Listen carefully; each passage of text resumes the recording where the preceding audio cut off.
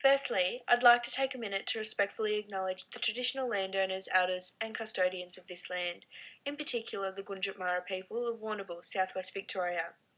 I am proud to honour the traditional landowners and value this place of shared learning. I recognise the historical impacts of the past, and as a Curtin University representative, we are wholly committed to reconciliation and strengthening an equal partnership that will honour the past, present, and future. Hi, I'm Hannah Newson, a first year Fine Art and Visual Culture student. In the film Blood Diamond, 2006, we see how the presence of a valuable natural resource within a weak civilization can cause devastation when minority groups are influenced by the power and wealth they can bring. I'm going to be discussing the visual representation of the minority rebel army, the Revolutionary United Front within civil war-stricken Sierra Leone, and the negative representation Blood Diamond portrays that intentionally comments on the devastation caused by the international diamond trade in Sierra Leone. This will involve considering the presence of diamonds in Sierra Leone and how through unethical international trade, diamonds were a central element, enabling the devastating and brutal uprise of the rebel minority. Although I acknowledge the main issues Blood Diamond represents, that being the international diamond trade as a central factor enabling the growth and dominance of the RUF, I will also highlight that the depiction in Blood Diamond is lacking certain exposure of some key elements which also contributed to the rapid growth of the RUF, and as a result, its dominance over Sierra Leone. As the visual imagery is key representation of the film's portrayal of the RUF, I will conclude by drawing upon the emotional response evoked through the tactical use of visual imagery and portraying the film's representation of the rebel minority. So considering some of you may not have seen the film, to help you understand the context, I'll show you the trailer for Blood Diamond. This will illustrate the context for which the international trade of diamonds enables the RUF to take over villages and implement their brutal campaign.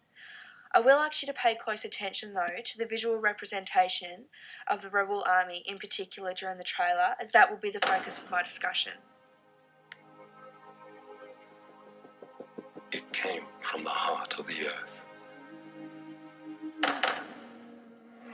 A stone so rare, men will do anything to possess it. And all who touch it are left with blood on their hands. A diamond is my ticket out of this god-forsaken continent. So what are you? Smuggler? You're a journalist. Some tell me you're here to make a difference, huh? And you're here to make a buck? You know, in America it's bling bling, but out here it's bling bang. Where did you bury it? The only reason you're still alive is because you haven't told anyone where it is. You will find it for me. My son! Where is my son? What if I helped you find your family? That makes us partners! I am not your partner! You're using him. I'm using him, and you are using me, and this is how it works. You're gonna steal this diamond. I am his father! I must go find him! You gonna show us where it's hidden? That diamond's the only chance he has of getting his son back. What if I wanted to go with you? I don't give a damn who's down there. Kill them all! Give it to me. Damn, where is? Damn! My family, my home, I don't lost everything!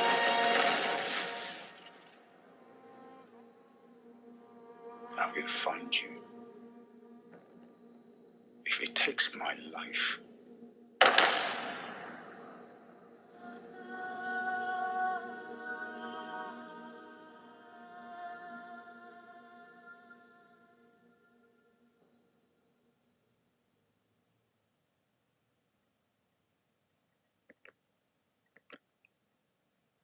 So blood diamonds are also known as conflict diamonds, and according to the United Nations, conflict diamonds are diamonds that originate from areas controlled by forces or factions opposed to legitimate and internationally recognised governments, and are used to fund military action in opposition to those governments.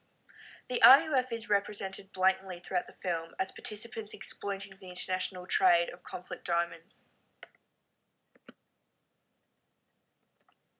This is represented through the forced slavery of captured civilians in the diamond mines. We are also shown explicit imagery of soldiers of the RUF trading with main character and diamond smuggler Danny Archer, played by Leonardo DiCaprio. And we can immediately identify the RUF as advantaged both through wealth and power from the blood diamond trade. The concept of conflict diamonds and their contribution to the impact of the RUF on civilians can be explained as a vicious cycle. Sale of conflict diamonds brings wealth to the RUF. This wealth in turn finances weaponry and arms. It's these arms that enable the takeover of villages and the capture of men and boy civilians to work either in the mines or be brainwashed into the army. The cycle then starts again as the prisoners mine diamonds to trade.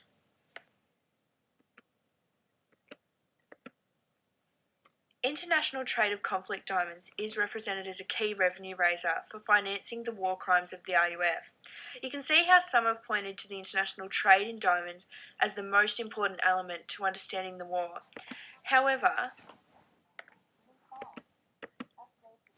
in addition to these opinions, I would like to alternatively suggest that diamonds are not the most important element in understanding the war.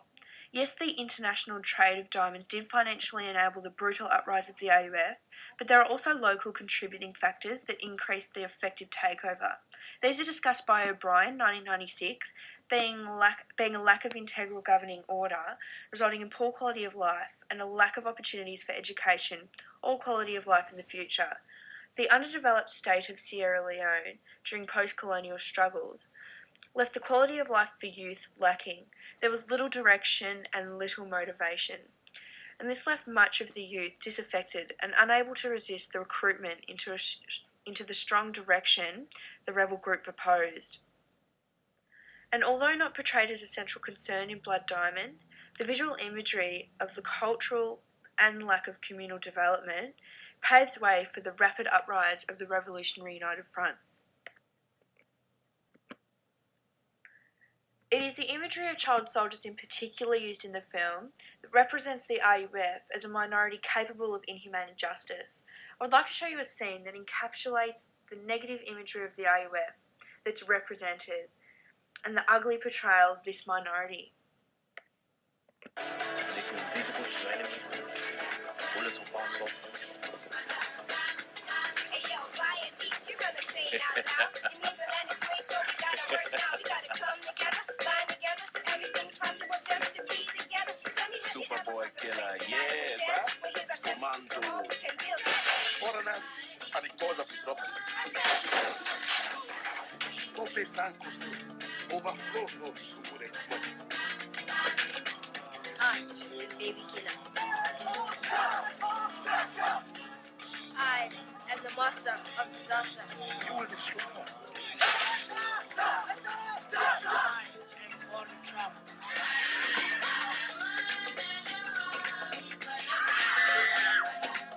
I am seeing you no more.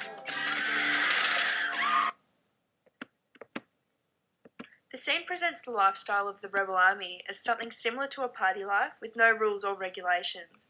This symbolises the rebel beliefs opposing a governing body of order and structure. Opening with the leader injecting heroin into the arm of a child soldier, this acts to shock us into believing the reality of the situation for these children. Among other shocking images, such as children smoking marijuana, dancing and wielding weaponry, the visual imagery evokes a strong emotional response from us as the viewers, and we empathise with views as similarly discussed by Shepler 2005 that child soldiers are a particularly devastating operation of the RUF. The visual imagery of child soldiers in particular used in the film represents the RUF as evil dictators instilling terror in the population while executing hideous acts of cruelty and propaganda. The strong use of negative visuals in the film is an integral part of the representation of the RUF. Shocking imagery of the minority rebellion evokes an emotional response from the viewer, which leads to the development of opinions rejecting those of the RUF and conforming with those represented in Blood Diamond.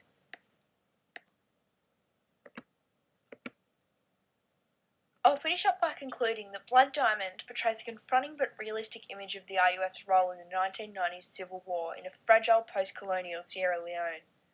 Blood Diamond uses scenes of brutal violations of human rights to represent the devastating effects of how an immoral campaign pursued by a minority within a vulnerable people can escalate to civil war proportions when a valuable natural resource is prevalent in a fragile civilization. The use of visual imagery represents the negative view the film portrays and the social commentary it is illustrating. This effectively leads the viewer to hold similar opinions as the film is portraying.